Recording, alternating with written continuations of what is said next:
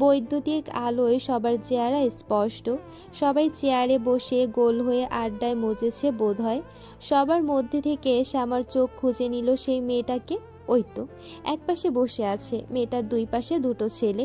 শ্যামা মেয়েটাকে দেখে বিরক্ত হলো, চোখ ফেরালো সহসা। সংগ্রামের শালটাকে জড়িয়ে ওর কথা বলাগুলো ভেবে মুচকি হাসলো। কোনো একদিকে এক ধ্যানে এক দৃষ্টিতে তাকিয়ে রইল কিছুক্ষণ। ওর ধ্যান ভাঙল দরজার খট করে ওঠা শব্দে। আকস্মাৎ ভরকে গিয়ে পেছন ফিরল শ্যামা। সংগ্রাম এসেছে এই ভেবে বারান্দা থেকে দ্রুত পায়ে ঘরে ঢুকলো। দরজা চাপিয়ে ঘরে ছিল সে। এখন দরজার দিকে তাকাতে লক্ষ্য করলো দরজাটা বন্ধ। কপাল গুটালো শ্যামা, ঘরে সংগ্রাম নেই, তার মানে আসেনি সে। তাহলে শব্দ হলো কিসের? নিজের ভাবনাতে শঙ্কিত হয়ে দরজার কাছে গিয়ে থামলো শ্যামা। হাত বাড়িয়ে খোলার চেষ্টা করলো দরজাটা, তবে খুলল না। শ্যামা শক্ত হাতে পুনরায় খোলার চেষ্টা করলো দরজাখানা, আবারও বিফল। মনে হয় আটকে গেছে, কিন্তু কি করে? বাইরে থেকে লাগিয়েছে কেউ? কে লাগাবে আর কেন? আচমকা ভয় কাজ করলো ভীত নারী হৃদয়ে। চারিদিকে কেমন নিঃসঙ্গ গুমট ভাব ঠেকলো। ভীতিকর পরিস্থিতি তৈরি হলো একলা ঘরে। শ্যামা এদিক ওদিক তাকালো। বিশাল ঘর পুরোটাই ফাঁকা। মৃদু বাতাসে বারান্দার পাশের জানালার পর্দাগুলো উড়ছে। শ্যামা বরাবরই ঘরে একা থাকে, ভয় লাগে না।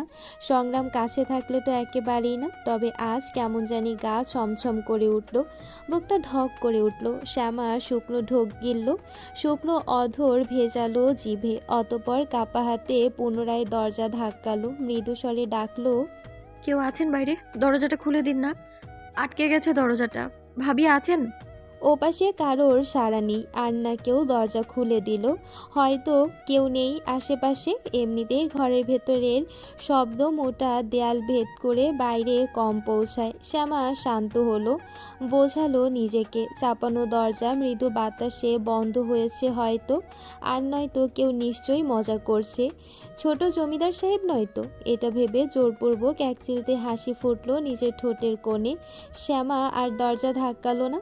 সংগ্রাম কি করে এটা দেখার জন্য সরে আসলো দরজার সামনে থেকে। এক নজরে তাকিয়ে রইল দরজার দিকে। এভাবে কাটলো আরও কয়েক মুহূর্ত। কেউ দরজা খুলল না, আর না কারো উপস্থিতি টের পাওয়া যাচ্ছে। শ্যামা একইভাবে তাকিয়ে কপাল কুঁচকালো, শুরু করলো চাহনি। আচমকা বিকট শব্দে ধাম করে খুলে গেল দরজাটা। দরজা বরাবর দাঁড়িয়ে থাকা শ্যামা চমকে উঠল তৎক্ষণাৎ। চোখে পলক ফেলে আবারও বৃহৎ নয়নে তাকালো। বক্ষস্থল ধক করে উঠল মুহূর্তেই। দরজা খোলার সাথে সাথে দমকা হাওয়া ছুঁয়ে দিয়েছে শ্যামার শরীরকে। শিহরণে আপাতমস্তক কেঁপে উঠল শ্যামার। তবুও ক্ষীয়কাল বাদ হাসার চেষ্টা করলো সে। কম্পনরত পায়ে ছোট ছোট কদম ফেললে এগোতে এগোতে হালকা স্বরে ডাকলো, ছোট জমিদার সাহেব, আপনি এখানে? এগোতে এগোতে দরজার বাইরে পা রাখলো। পুরো করিডরে কেউ নেই, সম্পূর্ণটা ফাঁকা। উজ্জ্বল আলোয় মার্বেল পাথরের মেঝে চকচক করছে। সামাইবার হাঁপ ছাড়লো, বুকে হাত রেখে দীর্ঘশ্বাস ফেললো। সিঁড়ির কাছে এগিয়ে গিয়ে নিচের দিকে দৃষ্টিপাত করলো। বসার ঘরে কেউ নেই। দুজন কাজের মেয়ে রান্নাঘর থেকে বেরিয়ে আসলো। ওরা ট্রে হাতে অন্দরের বাইরের দিকে বেরোলো। শ্যামা তপ্ত শ্বাস ফেললো আবারও। কেউ নেই এখানে, তার মানে অতিরিক্ত ভয়ের কারণে হয়তো মনের ভুল। এটাই মনকে বোঝালো শ্যামা। এক মুহূর্তের জন্য মন এটা মানলেও পরক্ষণে অন্য চিন্তা মাথায় আসলো। দরজাটা বন্ধ হলো কিভাবে, আর খুললই বা কিভাবে? বাতাসও তো তেমন নেই। ঘরের ভেতর তো একেবারেই না, যা আছে খোলা বারান্দায়। আর এত ভারী শাল কাঠের দরজা, সামান্য বাতাসে এক চুল নড়ারও কথা নয়। শ্যামা সব চিন্তা ঝেড়ে দুদিকে মাথা নাড়ালো, অতঃপর ঘরের দিকে পা বাড়ালো। দরজা মারানোর আগেই আশেপাশের নিস্তব্ধতা ভেঙে একটা ঝুনঝুন শব্দ কানে ঠেকলো শ্যামার। তৎক্ষণাৎ দাঁড়িয়ে গেল শ্যামা, পা দুটো থমকে গেল। ঝট করে পেছন ফিরে কান খাড়া করে বোঝার চেষ্টা করলো কোথা থেকে নূপুর। না না, ঘুঙুরের শব্দ ভেসে আসছে। হ্যাঁ, এটা তো ঘুঙুরের শব্দ। বুঝতে অসুবিধা হলো না শ্যামার। শ্যামা তীক্ষ্ণভাবে কান খাড়া করে বোঝার চেষ্টা করলো কোথা থেকে আসছে শব্দটা। ঠাউর করতে পারল না। মনে হচ্ছে সব দিক থেকে শব্দটা শোনা যাচ্ছে। আবারও ভরকালো শ্যামা। ভীত নারী সত্তা চুপসে গেল। শ্যামা এদিক ওদিক ঘন পল্লব ফেলল, এলোমেলো পায়ে বালার ঘরের দিকে এগোলো। বাড়িতে একমাত্র বালাই নুপুর পড়ে, হয়তো ওর ঘর থেকে শব্দ ভেসে আসছে। শ্যামার পা এগোচ্ছে, তবে মনে হচ্ছে এইটুকু পথ পেরোচ্ছে না, শেষ হচ্ছে না ওর ঘর থেকে বালার ঘরের সামান্য দূরত্বটুকু। সেই দিনের মতো দম বন্ধ হয়ে আসছে শ্যামার, হাঁসফাঁস লাগছে, ঠান্ডাতেও ঘামছে পুরো শরীর। মনে হচ্ছে ঠিক সেই দিনের মতো দুদিকের সাদা দেওয়াল গ্রাস করে নিচ্ছে ওকে। চারদিক কেমন শূন্য আর ঘোলাটে ঝাপসা হয়ে আসছে, এলোমেলো লাগছে। মনে হচ্ছে গোলক ধাঁধার মতো শ্যামাকে কেন্দ্রবিন্দুতে রেখে গণ্ডি পাকিয়ে ঘুরছে সব কিছু। শ্যামা চলতে চলতে থেমে গেল, মাথাটা চক্কর দিয়ে উঠল। পড়তে পড়তে দেয়ালে হাত ঠেসে নিজেকে সামলে নিয়ে দাঁড়ালো সে। চোখ খিচে বন্ধ করে এক হাতে মাথা চেপে ধরল। ঘুঙুরের আওয়াজ এখন বিলীন, শোনা যাচ্ছে না আর। আবারও নিস্তব্ধ চারদিক। শ্যামা দম ফেলছে ঘন ঘন, কপালে বিন্দু বিন্দু ঘাম, চিবুক বেয়ে গড়াচ্ছে 2 ফোঁটা। শ্যামা চোখ তুলল, নিস্তেজ চোখে আশেপাশে তাকালো। এখনো কেউ নেই। শ্যামার এই অবস্থা কেউ কি দেখছে না? পা টলমল করছে শ্যামার, অদ্ভুতভাবে পা দুটো কাঁপছে। শ্যামা এবার পথ পাল্টে আগানোর চেষ্টা করলো নিজের ঘরের দিকে। দেয়াল ঘেঁষে ধরে ধরে কোনো রকম এগোচ্ছে সে। কয়েক কদম এগোতেই আবারও সে ঘুঙুরের আওয়াজ। এবার আওয়াজটা খুব কাছে, মনে হয় ঠিক পেছনে। শ্যামার পিছু পিছু এগোচ্ছে কেউ, প্রত্যেক কদমেই ঝুনঝুন শব্দ বাজছে। গায়ে কাটা দিল শ্যামার, দুর্বল চাহনি বৃহৎ হলো। পেছন ফেরার সাধ্যিটুকু নেই ওর। শ্যামা থামলো, গলা শুকিয়ে আসছে, শুষ্ক ঢোক গিলল সে। ও থামার সাথে সাথে শব্দটাও থেমে গেল। কয়েক সেকেন্ড পর এবার দৃঢ় পায়ে পা বাড়ালো শ্যামা। পা বাড়ানোর সাথে সাথে আবারও সে ঘুঙুরের শব্দ। ভয়ে আটকে উঠল শ্যামা, এক ঝটকায় পেছন ফিরল। কি আজব, কেউ তো নেই এখানে। তাহলে? শ্যামা কাপা গলায় হাওয়ায় প্রশ্ন ছুড়ল। কে এখানে? কেউ আছেন? কেউ নেই। শ্যামা কপালের ঘাম মুছল হাতের উল্টো পিঠে, জিভ দিয়ে ঠোঁট ভিজিয়ে চোরা চোখ ঘোরালো এদিক ওদিক। কাউকে না দেখে আবারও পেছন ফিরল। চোখ বন্ধ করে দম খিচে এক পা এগোতেই আবারও সেই একই শব্দ। এবার আর সহ্য হলো না শ্যামার, মাথা ফেটে যাচ্ছে মনে হচ্ছে। শ্যামা দুহাতে কান চেপে ধরে চোখ খিচে গলা চিরে বিকট আওয়াজে জোরে চিৎকার করে উঠল। সঙ্গে সঙ্গে লুটিয়ে পড়ল মেঝেতে। রাত ঠিক 8টা। সংগ্রাম জোয়ারদারের ঘরের ঘড়ির কাঁটায় টিকটিক শব্দ হচ্ছে। টিকটিক শব্দের সাথে সময় গুনছে সবাই। ঘরে সবাই উপস্থিত। শবনম আর আতিয়া বেগম চিহ্নিত মুখে খাটের 2 পাশে বসে আছেন। শ্যামা তাদের মাঝে অবচেতন হয়ে শুয়ে আছে। সেই যে চিৎকার করে জ্ঞান হারালো, তখন থেকে জ্ঞান ফেরেনি আর। ওর চিৎকারের শব্দে বাইরে বেরিয়েছিল সবাই। শ্যামাকে মেঝেতে ওভাবে পড়ে থাকতে দেখে সবাই বিস্মিত। কোনো রকমে ধরে বেঁধে ওর নিস্তেজ শরীরটাকে ঘরে নিয়ে আসা হয়েছে, পানি ছিটানো হয়েছে মুখে, তবুও জ্ঞান ফেরেনি। বালা চিহ্নিত মুখে বসে আছে শ্যামার পায়ের কাছে। সালেহা আর লতিফা মুখ বাঁকিয়ে দাঁড়িয়ে আছেন দরজা বরাবর। শ্যামার এই অবস্থাতেও তাদের মুখে চিন্তার রেশটুকু নেই, এমনকি শ্যামার মুখ পানে তাকানোর রুচিটুকু নেই বোধহয়। তাই তো মুখ ঝামটাচ্ছে বারবার, চোখে মুখে স্পষ্ট বিরক্তি তাদের। এতক্ষণে একটু নড়ে উঠল শ্যামা, এক হাত মাথায় রেখে চোখ খুলল পিটপিট করে। মাথাটা কেমন ঝিমঝিম করছে, চোখ খুলতে কষ্ট হচ্ছে, তবুও চোখ দুটো আবছা খুলে বোঝার চেষ্টা করলো বর্তমান পরিস্থিতি। সরু ঝাপসা চোখে ঘরের মধ্যে বাড়ির সবার উপস্থিতি দেখে থমকালো, ভ্রুযুগল জড়ো হয়ে আসলো আপনা আপনি। শ্যামাকে চোখ খুলে নড়চড় করতে দেখে আতিয়া বেগম খানিক ঝুঁকে উদ্বিগ্ন হয়ে পরপর শুধালেন, নাথবউ, ও নাথবউ, কি হইছে নাথবউ? ভালো আসস নি এখন? কি হইছে তোর? এমনে জ্ঞান হারাইলি কেমনে? কি হইছিল? শ্যামা শুনল, তবে সাথে সাথে উত্তর করল না। চোখ ঘুরিয়ে সবাইকে এক পলক করে দেখে নিল, অতঃপর দুর্বল শরীরে শোয়া থেকে উঠে বসার চেষ্টা করলো। শবনম সাহায্য করলো উঠে বসতে। শ্যামা পিঠের কাছে বালিশ রেখে আধশোয়া হয়ে হেলান দিল পেছনের দিকে। কপাল চেপে চোখ বন্ধ করে মনে করার চেষ্টা করলো। সব কিছু ধ্যানে আসতেই ঝট করে চোখ খুলল শ্যামা। বৃহৎ চঞ্চল নেত্রে এদিক ওদিক তাকালো। শ্যামাকে উদ্বিগ্ন দেখে শবনম ওর হাত ধরে শুধালো, শ্যামা, কি হয়েছে বোন? কি দেখেছো? ঠিক আছো তুমি? বাইরে ওভাবে জ্ঞান হারালে কিভাবে? শ্যামা শবনমের হাত দুটো খপ করে চেপে ধরলো, কম্পিত গলায় ফিসফিস করলো। কেউ কেউ কেউ ছিল ওখানে, বা- বাইরে কেউ ছিল। ওই ঘুঙুরের আওয়াজ, ওটা ওটা কোথা থেকে আসছিল? আমি আমি শুনেছি আপা, কেউ ছিল বাইরে। আমি এমনি এমনি জ্ঞান হারাইনি, কেউ তো ছিল। মাথা ফেটে যাচ্ছে আমার। শবনমের হাত ঝাড়া দিয়ে ছেড়ে দুহাতে মাথা চেপে শেষের কথাটা বলল শ্যামা। আতিয়া বেগম আর শবনম শ্যামার কথা শুনে না বুঝে একে অপরের দিকে চাওয়াচাই করলো। বালা কপাল কুঁচকে তাকালো, শ্যামার পায়ের কাছ থেকে উঠে ওর পাশে বসলো। লতিফা বালার এহেন কাণ্ড দেখে চোখ মুখ শক্ত করে তাকালেন, দাঁতের দাঁত পিষলেন তিনি। রুষ্ট কণ্ঠে ঝংকার তুলে বললেন, এই, তুই ওই মেয়ের কাছে ঘেঁষিস কেন এভাবে? দূরে সরে ওর থেকে। বালা কথায় পাত্তা দিল না, প্রতিক্রিয়াও দেখালো না কোনোরূপ, বরং আরও কাছাকাছি বসে নরম কণ্ঠে শ্যামাকে শুধালো, শ্যামা, কি হয়েছে? কী সব বলছো তুমি? কি শুনেছ? আর ঘুমের আওয়াজ কোথা থেকে আসবে? শ্যামা হাত নেড়ে বাদ সাধল। না, বাইরে আমি শুনেছি ঘুঙুরের শব্দ। বিশ্বাস করো, কেউ তো ছিল, কিন্তু আমি দেখতে পাইনি কাউকে। সেই দিনও আমি অনুভব করেছিলাম, আর আজ আবার। কিন্তু আজও ওই ঘুঙুরের আওয়াজ, ওটা। এই মেয়ে, কী সব বলছিস তুই? পাগল হয়ে গেছিস? পাগলের প্রলাপ বকছিস? জমিদার বাড়িতে ঘুঙুর আসবে কোথা থেকে? ওসব নর্তকীদের জিনিস এই বাড়িতে আনবে কার সাধ্যি? কান খারাপ নাকি মাথা খারাপ তোর? শ্যামাকে কথার মাঝে থামিয়ে কটাক্ষ করে কথাগুলো বলল সালেহা। শ্যামা ফের বাদ সাধল। বিশ্বাস করুন আম্মা, আমি মিথ্যে বলছি না, আমি স্পষ্ট শুনেছি ওই ঘুঙুরের তীক্ষ্ণ আওয়াজ।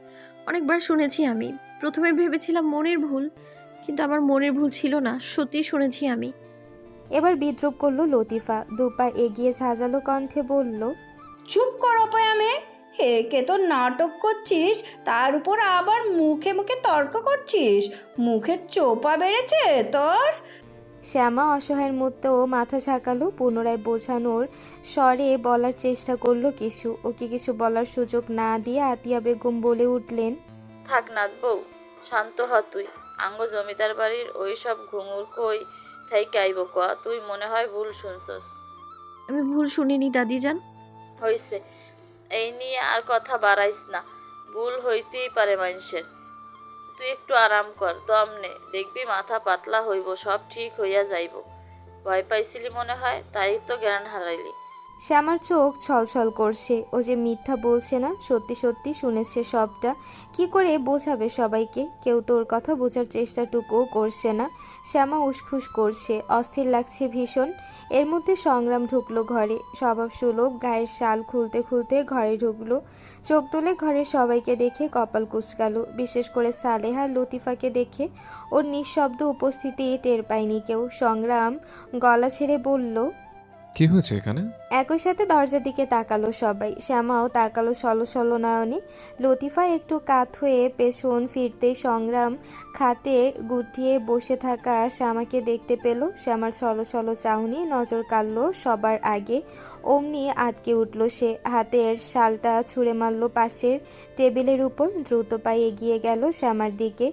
শবনম শ্যামার পাশ থেকে সরে দাঁড়িয়েছে ওকে দেখে। সংগ্রাম তড়িতে শ্যামার কাছে বসলো। সবাই এখানে উপস্থিত থাকলেও কাউকে গ্রাহ্য করলো না। সে নিজ উদ্যোগে এক হাত শ্যামার গালে রেখে উদ্বিগ্ন নরম কণ্ঠে শুধালো, কি হয়েছে বেগম? এভাবে বসে আছো কেন? চোখে চোখে পানি কেন তোমার? এমন দেখাচ্ছে কেন তোমায়? কি হয়েছে তোমার? শ্যামার ঠোঁট ভেঙে আসলো এ পর্যায়ে। ছলো চোখ দুটো দিয়ে দুফোঁটা পানি টুপ করে পড়ল। সংগ্রাম আবারও বিচলিত কণ্ঠে বলল, কি হয়েছে তোমার? দাদিজান, কি হয়েছে শ্যামার? ভাবি, কি হয়েছে এখানে? তোমরা সবাই একসাথে এখানে কি করছো? শবনম শান্ত কণ্ঠে সান্ত্বনা দিল, আরে ভাই, কিছু হয়নি তেমন, এত উত্তেজিত হইও না তো। কিচ্ছু হয়নি তোমার শ্যামার, ও একদম ঠিক আছে। আসলে একটু ভয় পেয়ে জ্ঞান হারিয়েছিল খানিক আগে, আর তেমন কিছু না। জ্ঞান হারিয়েছিল মানে? ও জ্ঞান হারিয়েছিল আর তুমি বলছো কিছু হয়নি? আর আমাকে জানোনি কেন তোমরা? খবর পাঠোনি কেন আগে? খানিক ক্ষিপ্ত শোনালো সংগ্রামের তেজি কণ্ঠে বলা কথাগুলো। শবনম থতমত খেলো এতে। এর আগে সংগ্রাম কখনো ওর সাথে এভাবে কথা বলেনি। আতিয়া বেগম বললেন, আরে দাদু ভাই, নাথ বউ ঠিক আছে এখন? আমরা সবাই তো আসছিলাম ওইখানে। তোরও আউনের সময় হইয়া গেছিল, তাই আলাদা কইরা আর জানাই নাই তরে। তয় নাত বউয়ের এর কিছু হয় নাই, একটু ভয় পাইছিল মনে হয়। সংগ্রাম শ্যামার দিকে ঘুরল, দুহাতে গালে রেখে বৃদ্ধা আঙ্গুলে শ্যামার গালে বেয়ে গড়ানো পানিটুকু মুছে দিল। মোলায়েম কণ্ঠে প্রশ্ন করল, ভয় পেয়েছিলে? ভয় পেয়েছিলে কেন বেগম? শ্যামার অধর কাঁপছে তীর করে। সে কিছু বলার আগেই সালিহা ব্যঙ্গ করে বলে উঠলেন, কচি খুকি তোর বউ, যে এত বড় বাড়িতে এতগুলো ভরা লোকের মাঝে থেকেও ভয় পাবে। বউয়ের একেবারে গোলাম হয়ে গেছিস দেখছি। এভাবে তো কোনো দিন আমাকে নিয়ে চিন্তা করিসনি। সংগ্রাম তৎক্ষণাৎ উত্তর করল, তোমার স্থান আর আমার বেগমের স্থান এক নয় আম্মা। তোমরা দুজন আমার কাছে দুই মেরুর। তোমাদের দুজনের আলাদা আলাদা যথার্থ গুরুত্ব আছে আমার কাছে। তুমি আমার গর্ভধারিণী হলে ও আমার অর্ধাঙ্গিনী। আমার বেগমের স্থান আমার কাছে সম্পূর্ণ আলাদা। ওকে নিয়ে চিন্তা করার যথার্থ কারণ আছে, যেটা তোমাদের কারোরই অজানা নয়। শ্যামা বিস্মিত হয়ে নিগুড় চোখে তাকিয়ে থেকে শুনল তীব্র কথাগুলো। এই লোকটার সৌন্দর্য যেভাবে চোখে ধরে, ওনার জবানে উচ্চারিত প্রত্যেকটা ধ্বনিও সেভাবে মনে ধরে। শ্যামার অশান্ত মনকে শান্ত করার জন্য ওনার একটু একটু শব্দই যথেষ্ট। শ্যামার এখন আর উতলা লাগছে না, মনটা স্থির হয়েছে এখন। ভয় ডর মুছে গেছে। সংগ্রাম সালেহার দিকে তাকিয়ে আছে এখনও। সালেহা দাঁত চেপে চল শক্ত করে ছেলের দিকে তাকিয়ে আছে। শ্যামা সংগ্রামের দিকে স্থির হয়ে চেয়ে আছে। শ্যামার সাথে সাথে সংগ্রামের দিকে আরও একজোড়া স্থির ছলছল নয়ন চেয়ে আছে। যেখানে শ্যামার চোখ প্রাপ্তিতে ভরাট, সেখানে অন্য একজোড়া চোখ অপ্রাপ্তির বেদনায় ভরাট। সংগ্রাম সালেহার দিক থেকে চোখ ফিরিয়ে শ্যামার পানে নরম দৃষ্টিপাত করল। এদিকে সংগ্রাম চোখ সরাতেই লতিফা পেছন থেকে ফিসফিস করে সালেহাকে খুঁচিয়ে বলল কিছু একটা, যা শুনে দ্বিগুণ তেতে উঠল সালেহা। শক্ত কণ্ঠে বলল, তোর ওই বউয়ের স্থান কোথায় সেটা আমাকে আর আলাদা করে বোঝাতে হবে না তোকে। ওর স্থান জানা আছে আমার। পাগল একটা। তুই দেখ তোর পাগল বউয়ের পাগলামি। আমার ওসব দেখার ইচ্ছে নেই। থাক তুই তোর বউকে নিয়ে। কথাটা বলেই আর এক মুহূর্ত অপেক্ষা করলো না সালেহা, হুড়হুড় করে ঘর থেকে বেরিয়ে গেল। পেছন পেছন মুখ ঝামটা দিয়ে স্থান ত্যাগ করলো লতিফা। সংগ্রাম তপ্ত শ্বাস ফেলল। আতিয়া বেগম দুদিকে মাথা নাড়ালেন, অতপর তিনিও ধীর সুস্থে নিঃশব্দে পা বাড়ালেন ঘর থেকে বেরিয়ে আসার জন্য। শবনমও দাঁড়ালো না আর। সবাই বের হতেই ঘর ফাঁকা হলো। বালা এখনও বসে আছে নিস্তেজ হয়ে, নির্বাক হয়ে একবার তাকাচ্ছে শ্যামার দিকে, অন্যবার সংগ্রামের দিকে। সংগ্রাম শ্যামার দিকে চেয়ে আছে। বালা অস্বস্তি বোধ করলো, চোখ নামিয়ে সেও নামলো নিঃশব্দে। সংগ্রাম ওর যাওয়ার পানি তাকিয়ে দেখলো বালা ঘর থেকে বেরিয়ে দরজা চাপিয়ে দিয়েছে। সংগ্রাম চোখ ফিরিয়ে শীতল কণ্ঠে বলল, কি হয়েছিল? ভয় পেয়েছিলে কেন? শ্যামা ঢোক গিলে সংগ্রামের হাত শক্ত করে ধরে বলতে আরম্ভ করলো, ছোট জমিদার সাহেব, বিশ্বাস করুন আমি মিথ্যে বলছি না। আমি স্পষ্ট শুনেছি বাইরে কেউ ছিল, ঘুঙুর পরে হাঁটছিল কেউ। এই ঘরের দরজাটাও বাইরে থেকে আটকে দিয়েছিল কেউ। আমি একদম মিথ্যে বলছি না, আপনি অন্তত আমায় বিশ্বাস করুন। সেদিনও আমি অনুভব করেছিলাম বাইরে কেউ ছিল, আর আজ আবারও। বলতে বলতে উত্তেজিত হয়ে পড়ল শ্যামা। সংগ্রাম বলল, শান্ত হও বেগম, আমি বিশ্বাস করি তোমায়। আমি জানি তুমি মিথ্যে বলছো না। ভয় পেও না, আমি আছি তো। আমি খোঁজ করব, তখন বাইরে গিয়ে ছিল জানবো আমি। একদম চিন্তা করো না, ভয় পাবে না আর। শ্যামা ঢোক গিলছে বারবার। সংগ্রাম ক্লান্তিহীন চেয়ে থেকে ওকে জড়ালো নিজের বুকের মাঝে। শ্যামা তার ছোট্ট জমিদার সাহেবের বুকে মুখ গুজে তৃপ্ত শ্বাস ফেলল। কিছু সময় বাদ শ্যামা শান্ত হতে সংগ্রাম বিছানা ছেড়েছে, হাত মুখ ধুয়ে পোশাক পরিবর্তন করে আবারও বসেছে শ্যামার কাছে। সংগ্রামের আদেশ অনুযায়ী রাতের খাবার একটা কাজের মেয়ে দিয়ে গেছে ঘরে। পেটে ক্ষুধা থাকায় হাত মুখ ধুয়ে এসেই খেয়ে নিয়েছে সংগ্রাম, সাথে শ্যামাও। সংগ্রামের কিছু একটা মনে পড়তেই সে শ্যামাকে বলল, বেগম, আমি বাইরে যাই একটু। অতিথিশালে যেতে হবে একবার, 5 মিনিটের মধ্যেই ফিরে আসবো। শ্যামা খপ করে ওর হাতটা ধরল, বাধাহীন নিচু কণ্ঠে বলল, কোথাও যাবেন না আপনি?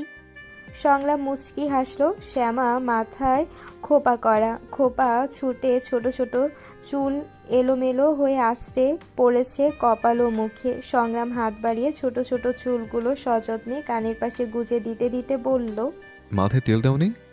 শ্যামা মাথা নোয়ালো, কণ্ঠ খাদে নামিয়ে বলল, না। শ্যামার চুল কোমর ছড়ানো, তার উপর ঘন অধিক। এত বড় চুলে অন্য কেউ তেল দিতেই হিমশিম খেয়ে যায়, সেখানে শ্যামা নিজে নিজে তেল দেওয়া তো বড্ড পেরেশানির কাজ। এমনিতেও শ্যামা একা একা কখনো মাথায় তেল দেয়নি, অলকা দিয়ে দিত সব সময়। এখন তা আম্মানি কাল সকালে শবনমের কাছে তেল দিয়ে নেবে ভেবেছিল। সংগ্রাম শ্যামাকে পরখ করে নির্দ্বিধায় বলল, তেল নিয়ে আসো তো বেগম। শ্যামা চাইল, তৎক্ষণাৎ বিস্মিত হয়ে শুধালো, কি করবেন? আমার বেগমের এই রেশমের মতো চলে অতি যত্নের সহিত তেল দিয়ে দেব। জানো, এটা আমার অনেক আগের ইচ্ছে। নিজের বেগমকে যত্ন সহকারে ভালোবাসার মধ্যে এটাও একটা। আমি তোমার যত্নে কোনো ত্রুটি রাখতে চাই না, আর না আমার দায়িত্ব পালনে। আমি আমার দায়িত্ব পালন করি, আর তুমি আমার কাছ থেকে তোমার প্রযোজ্য প্রাপ্য যত্নটুকু বুঝে নাও। যাও, নিয়ে এসো।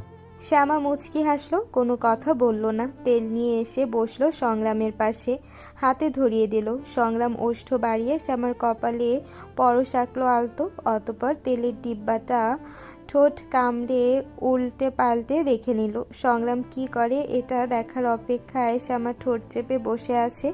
সংগ্রাম শ্যামার খোপাটা খুলে দিল। শ্যামার কালো ঘন চুলে নাক ডুবিয়ে ঘ্রাণ টেনে নিল মন ভরে। অতপর শ্যামার চুলের ভাঁজে নাক ডুবিয়ে সংগ্রাম পরপর কয়েকবার ঘ্রাণ টানল চোখ বুজে। শ্যামা ঘাড় কাত করে সংগ্রামের এহেন কাণ্ড দেখে ঠোঁট চেপে মিটিমিটি হাসছে।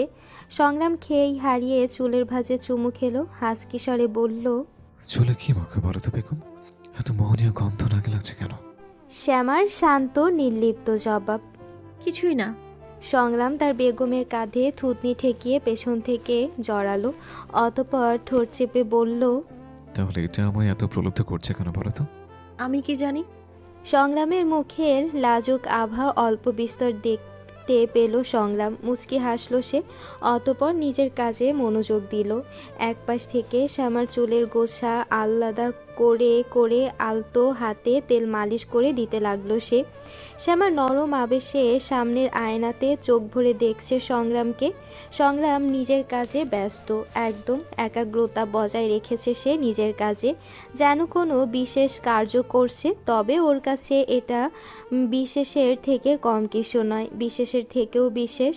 শ্যামার লম্বা চুলগুলো সামলে উঠতে পারছে না সংগ্রাম, মাঝে মাঝে ঠোঁট কামড়ে ফোঁস করে শ্বাস ফেলছে। শ্যামা মুচকি হাসছে এসব দেখে। সংগ্রামের অবস্থা প্রায় বেহাল। পুরুষ মানুষ এসবকে আগে কখনো করেছে নাকি? সংগ্রামের অবস্থা দেখেও শ্যামার একটু অভিপ্রায় জাগলো না ওকে আটকানোর বা বারণ করার। সে নিজে উপভোগ করছে ওর যত্নটুকু।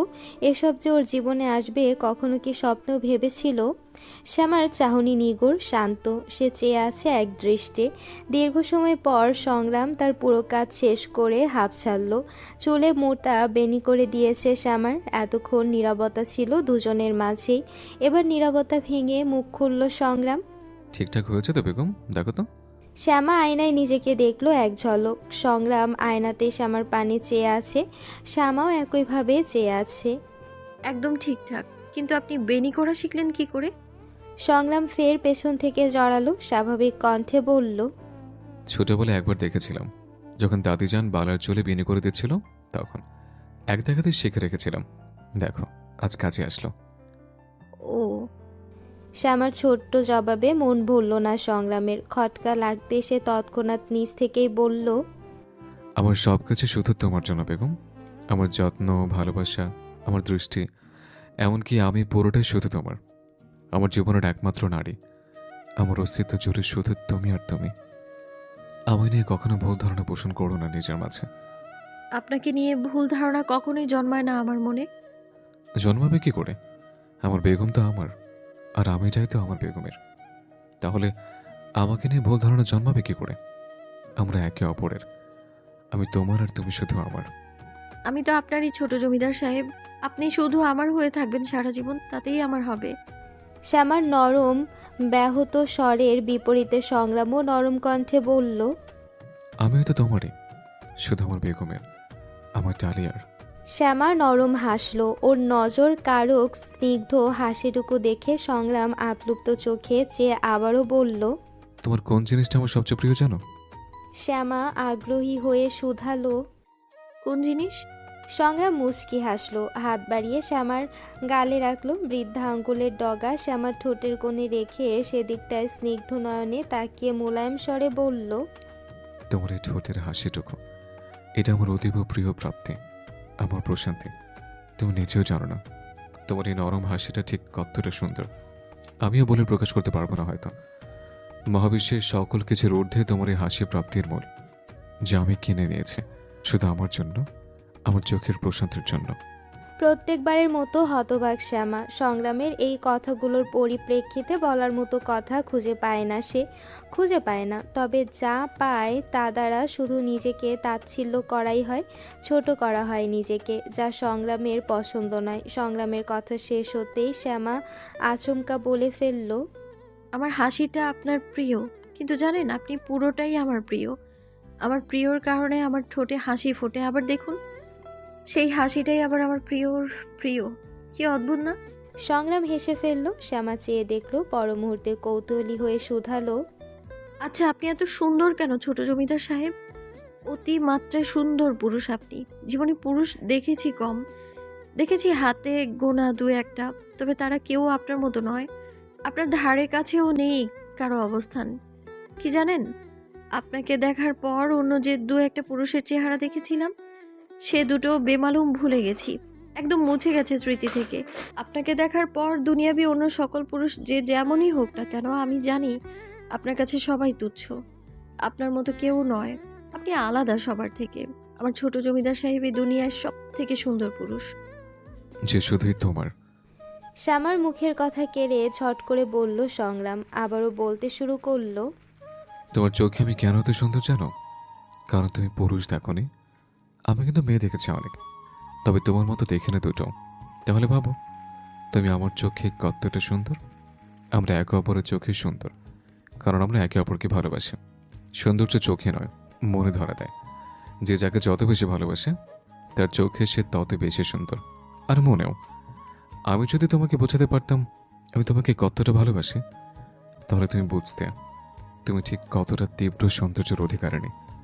যে সৌন্দর্য প্রথমে আমার মনে ধরেছে, তারপর চোখে, এখন যার প্রখরতা বেরিয়ে যাচ্ছে দিন দিন। শ্যামার ডাগর চোখা চাহনি বৃহৎ।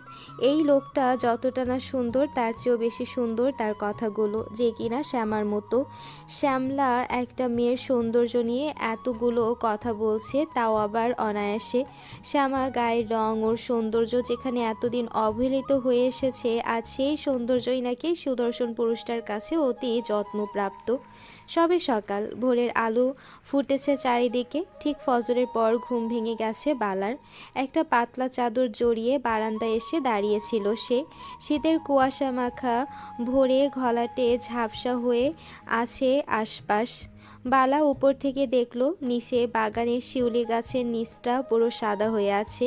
শিউলি ঝরে পড়ে আছে ভেজা ঘাসের উপর, ফুলে ফুলে ভরে আছে গাছের নিচটা, যেটা দেখতেও বেশ আকর্ষণীয় লাগছে। যা দেখে বালার সদ্য ঘুম ছুটে যাওয়া আধো চোখ দুটো বৃহদাকার ধারণ করলো। নিচে যাওয়ার বাসনা জাগলো মনে, যে বাসনাকে দমিয়ে রাখতে পারল না সে। বারান্দা ছেড়ে ঘরে এসে হাতে কিছু একটা নিয়ে ছুট লাগালো বাইরের দিকে। পা টিপে টিপে সংগ্রামের ঘর পেরিয়ে সিঁড়ি বেয়ে নিচে নামলো। আবারও এক ছুটে বের হলো অন্দর থেকে। এবার থামলো বাগানে গিয়ে, সোজা শিউলি গাছটার নিচে। আশপাশ ভরে আছে মিষ্টি শেফালির গন্ধ, যা চোখ বুঝে শ্বাস টেনে অনুভব করলো বালা। গাছের নিচে এতগুলো ফুল দেখে উৎফুল্ল হাসি ফুটলো মেয়েটার স্নিগ্ধ মুখে। একে একে ফুল কুড়িয়ে ওড়নার ভাঁজে রাখলো সে। অতপর একপাশে বসে চিকন লম্বা মালা গাঁথলো সেগুলোর। সবশেষে লম্বা মালাখানা এলোমেলো বেনুনিতে জড়ালো। কাল রাতে চুলে বেনি করে ঘুমিয়েছিল, সকাল হতে হতে এলোমেলো হয়ে গেছে বেনিটা। বালা মালাখানা বেনিতে জড়িয়ে বেনিটা সামনে আনলো, নাক এগিয়ে গন্ধ টেনে নিল সেটার। এবার উঠে দাঁড়ালো ঘরে যাওয়ার জন্য। সূর্য ওঠেনি এখনো, আশপাশটা কুয়াশার চাদরে তলিয়ে আছে। বালা গা ছেড়ে উঠতেই মালা গাঁথা সুইটা ঝট করে পড়ল কোচা থেকে। অমনি তড়াক চোখে বালা তাকালো সেদিকে। ছোট্ট সুইটা সবুজ ঘাসের মাঝে খুঁজে পাওয়া গেল না কোথাও। ঘাস হাতড়ে খুঁজলো বালা, পেল না। অতপর আশা ছেড়ে উঠে দাঁড়ালো। ভেজা শিশিরে খালি পা ভিজে একাকার, ঠান্ডা উঠছে পা থেকে। বালা পাতলা চাদরটা ভালো করে গায়ে জড়ালো, বেনিখানা আলতো করে ঘাড় ঘুরিয়ে চাদরের উপর রাখলো। বাগান থেকে বের হতেই দুপা এগোতেই মুখোমুখি হলো সেই দিনের ছেলেটার। বালা সচকিত হয়ে উঠল তৎক্ষণাৎ, চোখ তুলল উঁচু করে। সামনে অযাচিত কাউকে দেখে এড়ানোর চেষ্টা করলো, ভ্রুক্ষেপ দেখালো না কোনোরূপ, ভালোভাবে দেখার চেষ্টাও করলো না। চোখ নামিয়ে পাশ কাটাতে গেলে পুরুষালী নিরেট কণ্ঠ কানে ঠেকলো। শোনো। থামলো বালা, ভ্রু কুচকে তাকিয়ে সময় নিয়ে সন্দিহান কণ্ঠে প্রশ্ন ছুড়ল। আমাকে বলছেন? মেয়েটার শ্রুতিমধুর চিকন কণ্ঠের সোজা প্রশ্নের উত্তর তৎক্ষণাৎ করল না অঙ্কুর। শটান দাঁড়িয়ে সে, হৃদয়ের মাঝে 3 স্তর ভাঁজ, শক্ত মুখের ভঙ্গিমা। সেও সময় নিয়ে নিরেট থেকেই চোখ ঘুরিয়ে বলল, আশেপাশে তো কেউ নেই, তার মানে তোমাকেই বলছে। বালা সংকুচিত করল চাহনি। অঙ্কুরকে চোখ বুলিয়ে ভালো মতো দেখল। কাঁধ পর্যন্ত বাবরি চুল এলোমেলো, শরীরে ছোট হাতাওয়ালা পাতলা একটা গেঞ্জি, শক্তপোক্ত বাহু দৃশ্যমান। বালা অদ্ভুত দৃষ্টিতে তাকালো। এই লোকটার কি ঠান্ডা লাগছে না নাকি? বালাকে এভাবে তাকিয়ে থাকতে দেখে অঙ্কুর নিচ থেকেই বলল, 2 মিনিট দাঁড়াও তো এখানে, আমি আসছি। বলেই পা বাড়াতে গেলে বালার প্রশ্নসূচক কণ্ঠ ভেসে আসলো, মানে? সহজ বাংলা ভাষাতেই বললাম। তৎক্ষণাৎ উত্তর অঙ্কুরের। না থেমে কথাটা বলে অতিথিশালার দিকে চলে গেল সে। বালা ঠোঁট উল্টে ভ্রু কুঁচকালো।